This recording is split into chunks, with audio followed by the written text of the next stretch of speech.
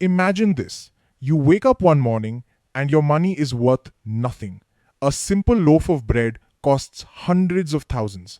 The banks are closed, ATMs don't work, people are angry and protesting. The country's economy is falling apart. This isn't just a story. It has happened before and it could happen again. But how does a country actually run out of money? Who do they owe? And what happens to the people living there? Today, let's break it down and understand what really happens when a country goes broke. Chapter 1. Can a country run out of money? You might think countries keep huge amounts of cash in safes, but that's not true. Most countries work on credit, loans, and trust. Yes, they can print more money, but printing money without real value behind it causes prices to go up fast. This is called inflation.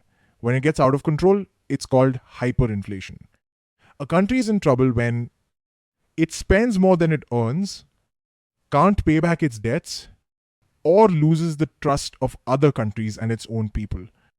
It's not always about running out of cash, it's about the money becoming worthless.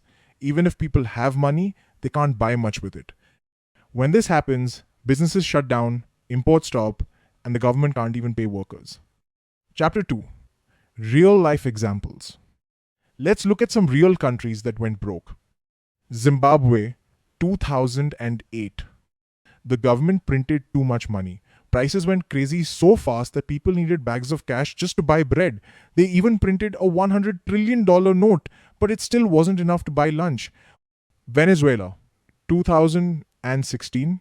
And after, Venezuela used to be rich, but due to bad government decisions and printing money, the economy crashed.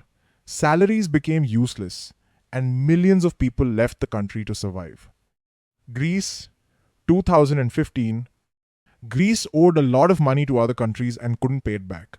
Banks closed, and people were only allowed to take out a small amount of money each day. The country had to ask for help to stay alive. Sri Lanka, 2022. Sri Lanka ran out of foreign money, which is needed to buy fuel and medicine. Fuel stations closed, schools shut down, protests grew so big that the president ran away. These aren't old stories. They happened recently and they show that this can happen to any country. Chapter 3. What happens when the money's gone? So, what does it really look like when a country runs out of money? Government stops paying. Teachers, doctors, police, and soldiers stop getting paid. Many quit, services break down. Banks and ATMs close. People line up at banks and ATMs, but there's no money. Withdrawals stop. People panic. No more imports. Countries buy things like fuel, food, and medicine from others. Without money or credit, they can't buy these things anymore. Shelves go empty, power goes out often. Jobs disappear. Companies shut down. Workers are fired. Many people have no way to earn. Some turn to illegal work to survive. Prices explode. This is hyperinflation. Even basic items become super expensive. A bar of soap or a carton of eggs costs more than a week's salary.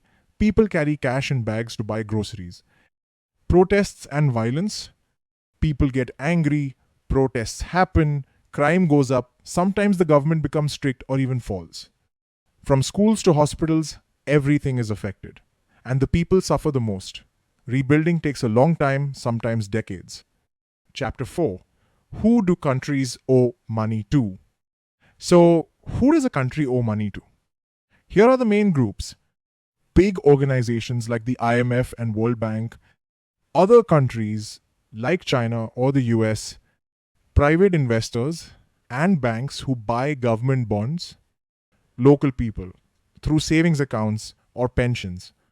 Countries have to pay interest on this debt. If they can't, their credit score drops. That means borrowing more money becomes harder and more expensive. Even local people stop trusting the government, and that makes the problem worse. Chapter 5. Can a country recover? Yes, a country can recover, but it's not easy.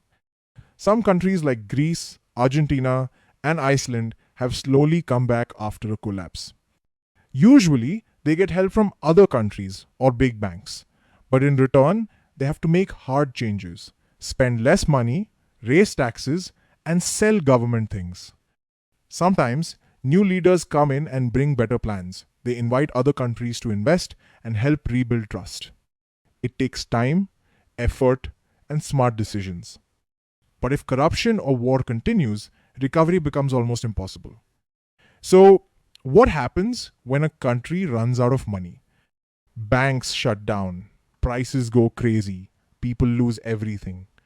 The scariest part, it doesn't happen overnight, it builds up slowly, then crashes hard.